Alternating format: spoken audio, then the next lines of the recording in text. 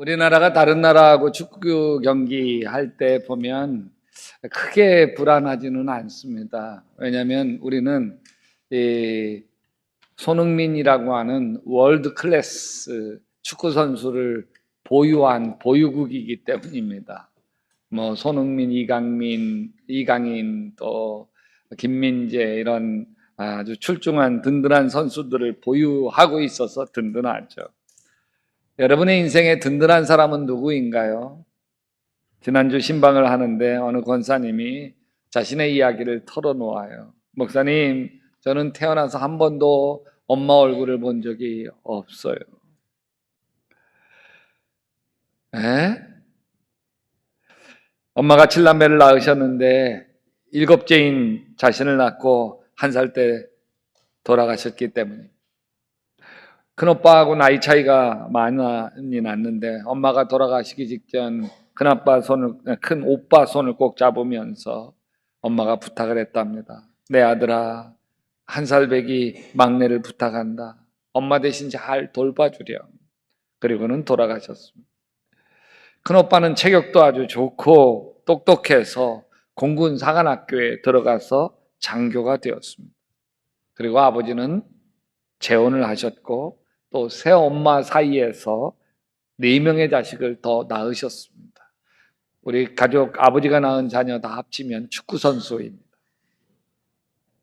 자라면서 이 권사님은 어릴 적 새엄마에게 정말 구박을 많이 받았습니다. 그런데 큰오빠가 집에 오는 날이면 가장 행복했습니다. 오빠에게 그간 새엄마에게 받은 여러 가지 상처와 구박들을 구구절절 다 털어놓습니다. 그러면 큰오빠가 꼭 안아주면서 우리 동생 많이 속상했구나. 걱정 마. 오빠가 해결해 줄게. 그리고 큰오빠는 당시 새엄마하고 나이 차이도 별로 나지 않았기 때문에 어머니, 우리 불쌍한 막내 잘 돌봐주세요. 그 한마디 점잖게 부탁하고 갔고, 그러면 자기 자신은 새엄마가 한동안 자기에게 참 잘해주셨다는 것이. 큰오빠는 공군에서 승승장구에 해가지고 별까지 달았습니다. 오빠가 내 오빠인 게 참 자랑스러웠습니다. 오빠는 아빠보다 더 아빠 같았고 어릴 적 권사님을 잘 돌봐주었습니다. 엄마가 일찍 돌아가셔도 견딜 수 있어요. 새엄마의 구박이 있어도 또 무식한 아빠가 이 딸을 함부로 했어도 상관이 없었습니다. 왜냐하면 자기라면 꾹뻑 죽어주는 자랑스러운 큰 오빠가 있었기 때문입니다. 오늘 열왕기하 13장에 나오는 북이스라엘은 참 시련의 왕국이죠. 철천지 원수 아람 나라 벤하닷이 틈만 나면 북이스라엘을 공격합니다. 여기 아람 나라는 지금으로 얘기하면 시리아예요. 번번이 패하면서 이스라엘은 점점 힘을 잃어가기 시작했습니다. 이스라엘 왕이 와서는 무력감에 빠져들었죠. 그래도 견딜 수 있었던 것은 여러분 엘리사 선지자를 보유하고 있었기 때문에 그렇습니다. 북이스라엘은 엘리사 선지자 보유국이었습니다. 이 엘리사 선지자의 활약은 아주 눈부셨습니다. 아람 왕이 이스라엘을 기습 공격합니다. 근데 이상하게 기습 공격을 할 때마다 이스라엘 군들이 어떻게 알았는지 다 길목을 지켜서 매번 패하는 거예요. 아무리 생각해도 뭐가 문제가 있습니다. 그래서 신하들을 불러놓고 매번 어찌 이럴 수 있느냐. 분명히 우리 가운데 이스라엘 왕과 내통하는 첩자가 있는 게 분명하다. 그 첩자 잡아라. 그때 신하 중 하나가 이렇게 아람 왕에게 얘기해요. 같이 읽어보십시다. 임금님, 그런 거 아닙니다. 이스라엘에는 엘리사라는 예언자가 있어서 임금님께서 침실에서 은밀히 하시는 말씀까지도 다 알아서 일일이 이스라엘 왕에게 알려줍니다. 그래? 그럼 엘리사부터 잡아 죽여야 되겠다. 그럼 어디 있느냐? 도단 땅에 있습니다. 아람 군대를 도단성에 보내 겹겹이 애워쌉니다. 그것을 본 엘리사의 종 게하시가 두려움과 공포에 떱니다. 그럴 때 엘리사가 두려워하지 마라. 그들 편에 있는 사람보다 우리 편에 있는 사람이 더 많다. 그리고는 엘리사가 하늘을 우러러 기도합니다. 주님, 간구하오니 저 시종의 눈을 열어주셔서 볼 수 있게 하여 주시옵소서. 기도가 마쳐지자마자 게하시의 눈이 갑자기 확 열리면서 수천 수만 마리의 불말과 불병거가 온 언덕을 가득 메우고 있는 게 보입니다. 게하시야, 저게 하나님의 군대다. 우리가 보지 못할 뿐 하나님은 언제나 우리와 함께 하신단다. 두려워하지 마. 정말 엘리사는 아람 나라 군대 공격에 맞서는 이스라엘의 불말과 불병거였습니다.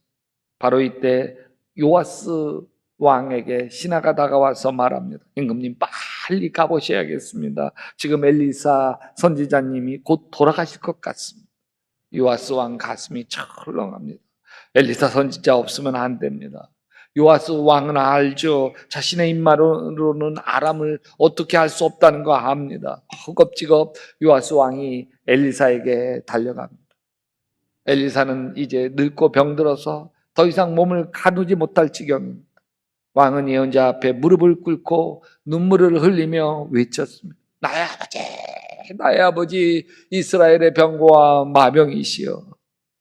엘리사는 눈을 힘겹게 뜨고 왕을 바라봅니다. 엘리사 눈에는 노쇠함이 묻어났지만 그 안에는 여전히 하나님의 권능이 살아있습니다. 왕이시여, 활과 화살을 가져오세요. 엘리사는 힘없이 속삭입니다. 요아스 왕은 얼른 활과 화살을 가져옵니다.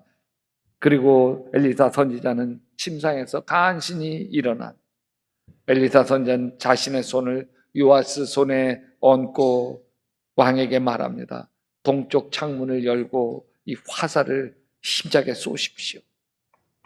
왕은 엘리사 지시에 따라 동쪽 창 쪽을 향해서 화살을 쫙 쏩니다. 화살이 공중을 가르는 그 순간 엘리사 선지자 목소리가 울려 퍼집니다. 주님의 승리의 화살입니다. 시리아 이 아람 나라를 이길 승리의 화살입니다. 임금님께서는 아벡에서 시리아를 쳐서 완전히 진멸하실 것입니다. 요아스는 엘리사의 말에 용기를 얻습니다. 아, 하나님이 우리와 함께 하시는구나. 우리가 아람을 이기겠구나. 요아스 왕이 참 괜찮은 왕이기 때문에 하나님이 함께 하셨을까요? 아니에요. 북이스라엘 왕국에는 선한 왕으로 평가받는 왕이 단 한 명도 없어요. 한결같이 북이스라엘의 첫 번째 왕이 여로보암인데 그 죄를 따라갑니다. 여러분, 이 여로보암은 금송아지를 만들어서 백성들을 섬기게 만들었고 이로 인해 북이스라엘은 꾸준히 우상숭배와 타락에 빠지고 말았어요. 오늘 말씀 열왕기하 13장에서도 이렇게 이야기해요. 같이 읽어봅시다. 그러나 그는 주님 모시기에 악한 행동을 하였고 이스라엘로 죄를 짓게 한 느바세 아들 여로보암의 죄를 따라가 그 길에서 돌아서지 않았다. 여기에 여로보암의 죄를 따라간 이 요아스 왕. 그래도 하나님의 사랑이 거절되어지지 않습니다. 같이 읽어봅시다. 그러나 여호와스가 주님께 간절히 용서를 구하니 주님께서 그의 간구를 들어주셨다. 이스라엘이 시리아와 왕의 억압으로 고난을 받고 있음을 보셨기 때문입니다. 하나님은 아람 왕이 이스라엘 백성을 심하게 괴롭히는 걸 보시고 이스라엘 백성을 구해 주셔서 아람 손아귀에서 벗어나게 합니다. 그리고 평화를 누리게 하죠. 근데 그러면 뭐 합니까? 성경은 연이어서 이렇게 속 터지게 이야기해요. 그럼에도 이스라엘 자손은 이스라엘로 죄를 짓게 한 여로보암 가문의 죄로부터 돌아서지 않고 여전히 그 길을 그대로 걸으며 사마리아에는 아세라 목상까지도 그냥 세워두었다. 이렇게 이야기해요. 여러분 성경을 읽다 보면 막 가슴이 좀 답답해요. 아니야, 하나님이 이렇게 한결같이 도와주시는데도 정말 정신 못 차리고 악행을 행하니 막 속이 터져요. 왜 그럴까? 하나님이 아무리 도와주셨어도요, 시간만 지나면 우연히 그런 거겠지, 어쩌다 그렇게 된 거겠지, 그런 마음인 거예요. 아쉬울 땐 또 기도해요. 하나님 도와주세요. 간절해요. 그래서 하나님이 도와주세요. 그래도 금세 잊고 말아요. 그리고 또 어려움에 처하면 하나님 살려주세요. 죽을 지경이에요. 몸부림쳐 기도하죠. 그러면 하나님이 또 도와주세요. 하나님도 참 어처구니 없어요. 그 부르짖는 기도를 외면하지 못해요. 또 도와주세요. 우리 23절에서 같이 읽어봅시다. 그러나 주님께서 이스라엘에게 은혜를 베푸셔서 그들을 불쌍히 여기시고 그들을 굽어 살피셨다. 이는 아브라함과 이삭과 야곱과 맺은 언약 때문이었다. 그래서 그들을 멸망시키지 않으시고, 저는 이 하나님을 바보 아빠 하나님 이렇게 부릅니다. 이스라엘 백성들은 밤하늘의 별처럼 수없이 하나님을 배반하고 떠나갑니다. 그들은 워낙 하나님께서 주실 약속의 땅에서 번성하며 살아가야 할 민족이었지만 그 길 따라가지 않습니다. 오히려 스스로 욕망과 우상 숭배의 길을 따라갑니다. 그런데도 하나님은 이스라엘 백성들을 포기하자 사랑해요. 애굽에서 종살이 하던 그들을 구해주죠. 광야에서 만나와 메추라기로 내려주시죠. 가나안 땅을 허락하십니다. 그러나 이스라엘은 하나님 아버지의 사랑을 배신하고 자기 만족과 쾌락에 빠져 끊임없이 배반합니다. 호세아 선지자는 이런 이스라엘의 모습을 자기 아내 고멜을 통해서 체험합니다. 이 아내는 그 속에 바람기가 가득한 거예요. 그냥 이 남자 따라서 가서 바람 피고 동거하고 그러면 데리고 와요. 또 나가가지고 또 딴 남자하고 바람 피고 그러면 또 데리고, 그러다가 나중에 노예가 돼요. 그래서 그 값까지 돈까지 다 지불하면서 데려오라고. 하나님 그러라니까 그래요. 하나님도 이스라엘을 이렇게 끊임없이 기다려요. 자기 백성들이 다시 돌아오도록, 하나님의 사랑을 깨닫도록 아주 무단히도 기다려요. 이런 하나님을 보면 바보 아빠 하나님이 보입니다. 여기 아버지들 있으시죠? 딸을 둔 아버지들 한결같이 딸바보예요. 딸바보. 저는 개인적으로 아들만 키우시는 아빠들을 보면 좀 안쓰러우십니다. 딸이 주는 행복을 알지도 맛보지도 모르기 때문입니다. 어느 장로님이 이런 얘기를 해요. 아유, 목사님, 제가 딸 하나 키우잖아요. 외동딸 하나 딱 키우는데, 친구 딸 결혼식 한다고 해서 친구 딸 결혼식 갔는데 그렇게 눈물이 나서 혼났어요. 왜요? 눈물 날 일이 있었어요? 아니에요. 제 딸 결혼시킬 거 생각하니까 갑자기 막 울컥해가지고요. 눈물 나서 아주 혼났어요. 그래서 병이에요. 장로님은 병. 정도가 좀 심하죠. 우린 딸 바보, 아들 바보지만 하나님도 바보입니다. 하나님의 사랑은 이해하기 어려운 사랑이죠. 끊임없이 사랑을 배반하는 민족에게 왜 그토록 기회를 주시는지, 왜 그토록 이스라엘 백성들을 끝없이 용서하시는지 이해가 잘 안 갑니다. 그러나 하나님은 바보처럼 이스라엘 백성을 사랑하십니다. 하나님의 사랑은 조건이 없습니다. 하나님의 사랑은 이스라엘 백성들이 옳은지 그른지 좌우되어지지도 않습니다. 하나님은 이스라엘 백성들을 당신의 자녀로 선택하셨고 그 선택을 절대로 후회하지 않으셨습니다. 엘리사는 요아스 왕에게 남은 화살을 가리키며 한마디 더 지시합니다. 화살을 잡으십시오. 왕이 화살을 탁 잡자 엘리사가 이스라엘 왕에게 말합니다. 땅을 치십시오. 왕이 땅을 탁 치고, 그러자 엘리사가 요아스 왕에게 바로 화를 냅니다. 어디서 힘이 났는지 죽을 힘을 다해서 화를 냅니다. 임금님께서는 대여섯 번 치셨으면 시리아군을 진멸할 때까지 쳐부실 수 있었을 건데 고작 3번입니까? 이제 임금님께서는 겨우 3번만 시리아를 칠 수 있을 것입니다. 요아스는 엘리사 말을 듣고 더 많이 화살을 땅에 치지 못한 게 후회스러웠지만 이미 때가 늦었어. 그런데 의문이 가요. 아니, 엘리사가 힌트를 좀 줬어야지. 임금님 되도록 많이 쳐야 됩니다 했다면 요아스는 10번, 20번 화살로 땅을 내리쳤을 텐데 아무 힌트도 안 주고 그냥 땅만 치라고 하니까 3번 친 거 아니겠습니까? 근데 왜 이렇게 엘리사가 화를 냈을까요? 여러분 지금 온 나라의 고통은 아람 군대, 시리아 군대입니다. 아람 군대의 왕도 백성도 다 시달리고 있는 거예요. 왕이 엘리사 선지자 죽는 게 안타까웠던 것은 엘리사 선지자가 아람 군대에 맞설 불말과 불병거 하나님의 군대였기 때문입니다. 엘리사 선지자가 요아스 왕에게 동쪽 창문을 열고 화살을 쏘라고 한 뒤에도 이 화살은 하나님의 승리의 화살입니다. 아람 나라를 이길 승리의 화살입니다. 그런 뒤에 다시 화살을 집어 땅을 치라고 했으면 아람 군대에 지금까지 당해왔던 우울분이 다 풀릴 때까지 쳤어야 되는 거 아닙니까?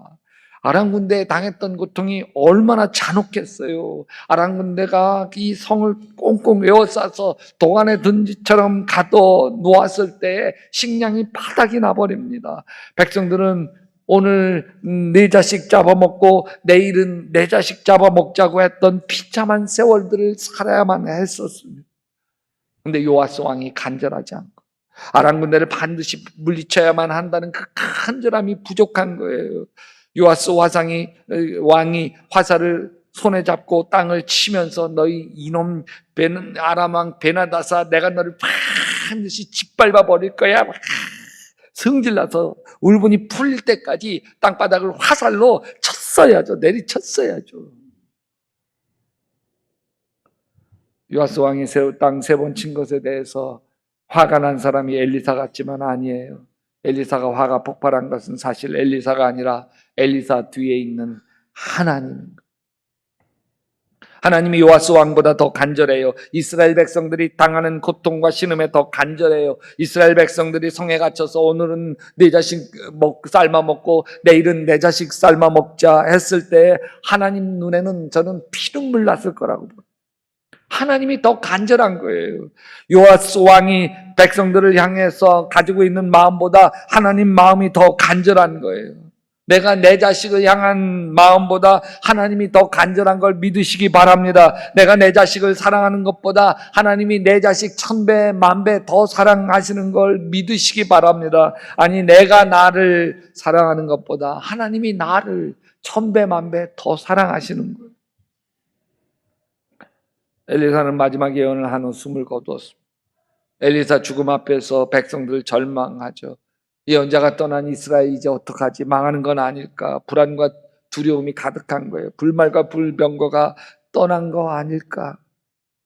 엘리사가 죽고 난 뒤에 그의 시신을 무덤 굴에 조용히 안치했습니다.